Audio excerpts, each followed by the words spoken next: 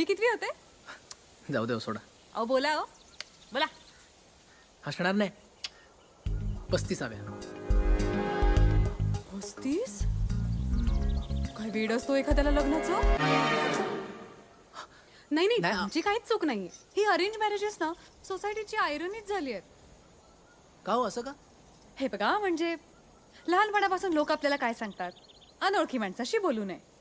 पण लग्नानंतर हेच लोक एका अनोळखी माणसाबरोबर सगळं करायला लावतात हो. एवढंच नाही हा, तर एका पाहण्याच्या कार्यक्रमात एकदा मुलाने मुलीला पाहायचं आणि मुलीने मुलाला पाहून पसंत करायचं.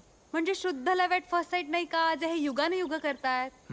आणि हेच आम्ही आमच्या शाहरुखचं ऐकून केलं, तर आजची पिढी भरकटत चालली आहे म्हणे. एका पाहण्याच्या कार्यक्रमात लोकांची लग्न ठरतात हो.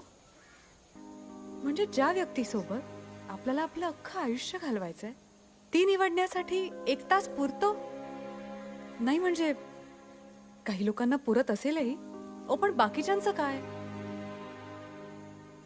प्रत्येक नात्याला त्याचा त्याचा वेळ मिळालाच पाहिजे. जिथे लग्न होण्यासाठी प्रेम होणं गरजेचं आहे तिथे यांचं असं म्हणणं असतं की ते लग्नानंतर आपोआप होतं. अरे ते काय दुधाचं दही आहे का आपोआप व्हायला? आणि नाही झालं तर तडजोड. तडजोड ही नात्यांची गरज असावी, बेस नाही.